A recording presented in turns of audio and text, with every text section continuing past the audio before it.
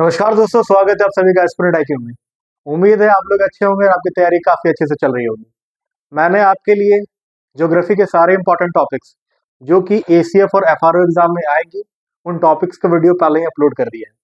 अब मैं आपके लिए पॉलिटी के सारे इंपॉर्टेंट टॉपिक्स को लेकर के आया हूँ। मेरा विश्वास मानिए दोस्तों, इस वीडियो को बनाने के पहले मैंने सीडीपीओ के पेपर को एनालाइज किया, मैंने जेपीएससी के प्रीलिम्स के पेपर्स को एनालाइज किया, उसके बाद ही मैं आपके लिए इस वीडियो को बना रहा हूँ। इन टॉपिक्स को आप पढ़ के जाएंगे, मेरा विश्वास कीजिए, इससे बाहर बहुत कम ही क्वेश्चन आएगा। मैं ये नहीं बोल सकता कि 20 में 20 क्वेश्चन इससे आने वाले हैं, लेकिन तकरीबन आप 15-16 क्वेश्चन आराम से बना लेंगे। टॉपिक्स मैं आपको बता देता हूँ, आराम से इन टॉपिक्स को रीड कर लीजिए, रिवाइज कर लीजिए, एग्जाम के लिए अपने आप को सेफ रखिए।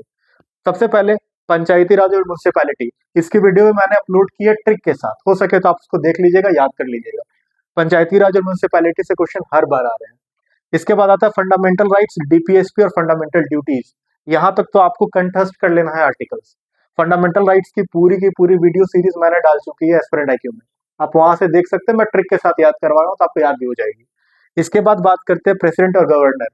प्रेसिडेंट इसलिए भी इंपॉर्टेंट है क्योंकि प्रेसिडेंट जब आप पढ़िएगा ना दोस्तों, तो प्रेसिडेंट जब पढ़िएगा तो उसके साथ बहुत सारा आर्टिकल भी आ जाएगा। जैसे कि आपको इसमें आर्टिकल नंबर 110 देखने को इंपॉर्टेंट मिलेगा, आर्टिकल नंबर 123 देखने को इंपॉर्टेंट मिलेगा। तो इस टाइप का जो भी आर्टिकल होगा ना, वो सारा आर्टिकल्स को भी आपको साथ में देख जाना है। मतलब कि जब मैं प्रेसिडेंट की बात करता हूँ ना, तो थोड़ा सा आपको काउंसिल ऑफ मिनिस्टर्स को भी देख लेना है। तो प्रेसिडेंट काफी अच्छे तरीके से पढ़िएगा। इसके बाद आपको पढ़ना है न्यू अमेंडमेंट्स।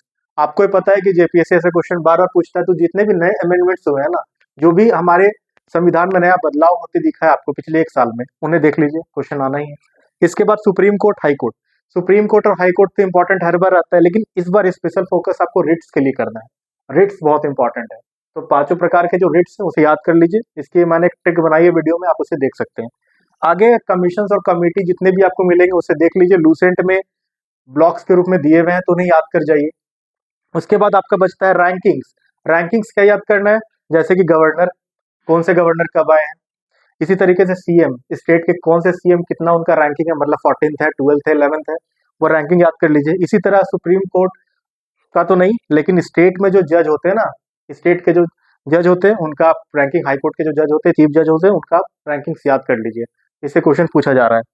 इसके बाद दोस्तों कॉन्स्टिट्यूशनल बॉडीज जितना भी है, चाहे इलेक्शन कमीशन हो, यूपीएससी हो, ठीक है, फाइनेंस कमीशन हो, national commission of schedule caste, schedule tribe, OBC, CAG, AGI, इतने टॉपिक्स तो आप एक साथ देख सकते हैं। ड्यूसेंट में भी एक साथ दिया हुआ है, तो आप आराम से उसे पढ़ लीजिए। और बहुत सारा वीडियोस भी आपको यूट्यूब में मिल जाएगा, तो आप उसे देख के आसानी से 1-2 घंटे में क्लियर कर सकते हैं। उसके बाद आता है नॉन कॉन्स्टिट्यूशनल बॉडीज में आपको नीति आयोग देखना है, नेशनल ह्यूमन राइट्स कमीशन देखना है, सीबीआई देखिए, सीआईसी देखिए और लोकपाल देख लीजिए। इतने टॉपिक्स को आप कवर कर लीजिएगा। हाँ, एक टॉपिक और है जो मुझे लगता है इस बार इंपॉर्टेंट है, वो है लैंग्वेज वाला टॉपिक। ठीक है, लैंग्वेजेस को आप देख लीजिएगा।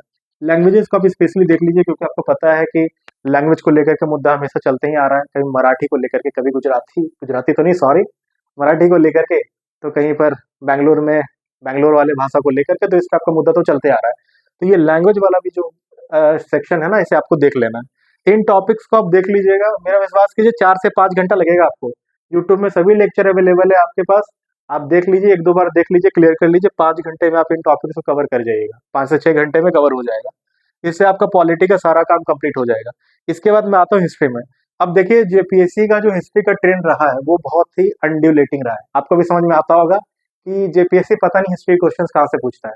मैं नॉर्मल क्वेश्चन की बात नहीं कर रहा हूँ, लेकिन अगर जेपीएससी, मुझे लगता है कि जितने भी स्टेट पीसीएस है, उसमें हिस्ट्री का जो क्वेश्चन रहता है ना, उसमें जेपीएससी का स्टैंडर्ड कुछ अलग ही रहता है।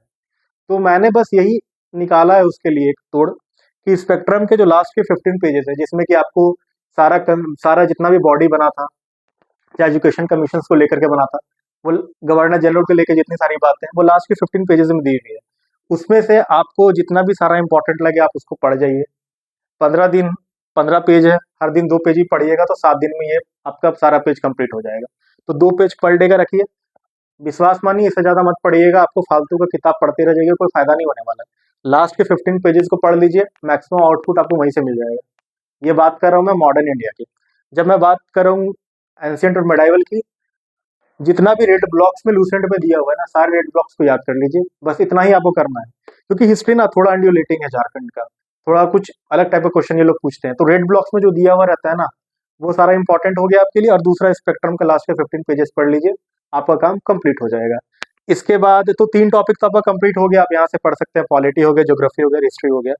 एक इंपॉर्टेंट सेक्शन आपके लिए बहुत ज्यादा बचता है, वो है इकोनॉमिक्स। इकोनॉमिक्स के लिए मैं आपके लिए कल वीडियो लेकर के आऊंगा, और मेरा विश्वास मानिए उस वीडियो को देखने के बाद आपको इकोनॉमिक्स ज्यादा पढ़ना नहीं पड़ेगा, क्योंकि मैंने पूरा ट्रेंड देखा।